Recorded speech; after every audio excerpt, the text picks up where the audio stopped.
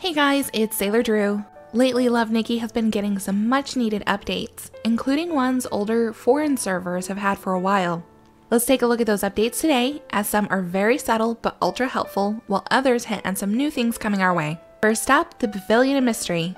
A buy 100 button has been added in with the same 10% discount the buy 10 has.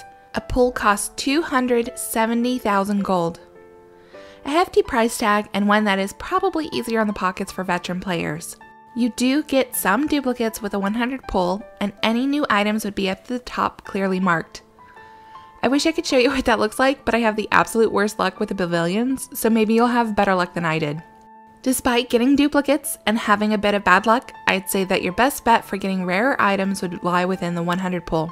Perhaps it's a bit superstitious, but I've gotten some ultra rare items doing it, while the 10 would only met out constant disappointment. I would also say to new players, if you can, save your gold to do the 100 pull, as you might increase your chances of getting items you need to complete early game suits. Speaking of completed suits, we've gotten a couple of features that will help keep track of where you're at with your wardrobe and set completion. Instead of scrolling for ages, the wardrobe now has the option to show you only the items you have or have not gained. This will help you curse the RNG gods all the easier. Quite a few outfits were added to the game, some of which were from older events like the concerto suits. So, as it's always been a bit difficult to find a specific suit to begin with, especially if you didn't know which nation the suit came from, the devs have now added a search bar so you can search for specific suits. The feature to track suits and what we need to finish them has also gotten a much needed upgrade, as we can now track 3 suits instead of 1. Hell yes! You can still access the search feature through here as well, which is super convenient.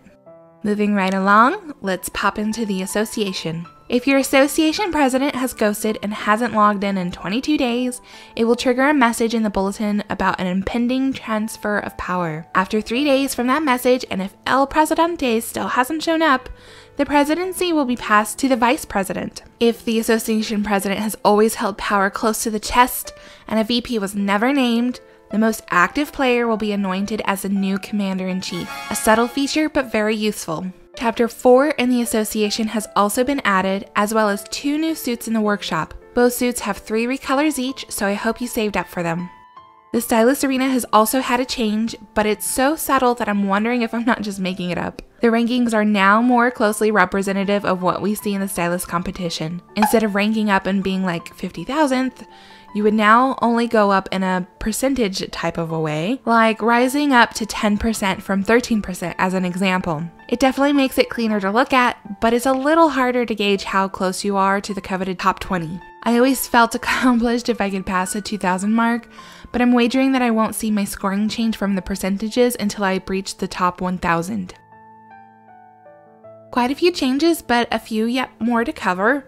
One being the welfare indicators in the Switch axe screen. Thank God. I have the short-term memory of a goldfish, so not having to constantly go back and forth trying to remember which axe reward what is super nice to have. The event menu has gotten a makeover as well. There are 3 tabs: time limited, hot, and long term. Time limited is where you'll find any recharge suits or limited pack information.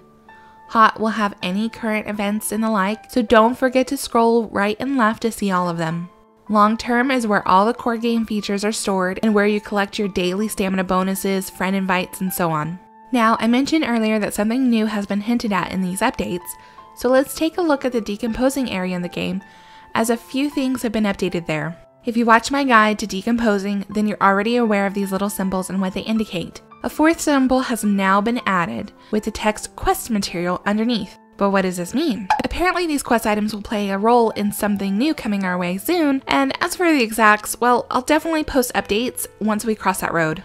Additionally, decomposing is now easier than ever, as this little select extra clothes feature has been added. Clicking it will select every single item in the game that doesn't have one of the 4 symbols, saving you quite a bit of time and effort. I'm a bit superstitious, and while it makes me nervous to decompose everything at once, as I'm afraid it'll mess up with my drop rates, I'll go ahead and do it now and show you guys how lucrative this might be.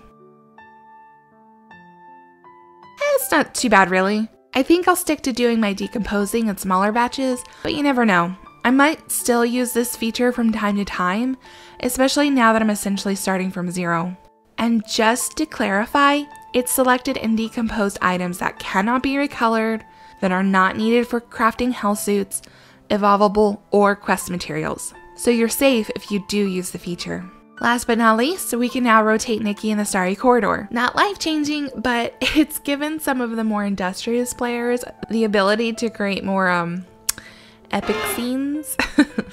And that's basically everything. Did I cover anything you didn't know about? Comment down below and let us know which new feature is your favorite. And as always, show your support by giving the video a like. Feel free to share the video and subscribe to my channel to stay in the know for new content. And until next time, take care, guys.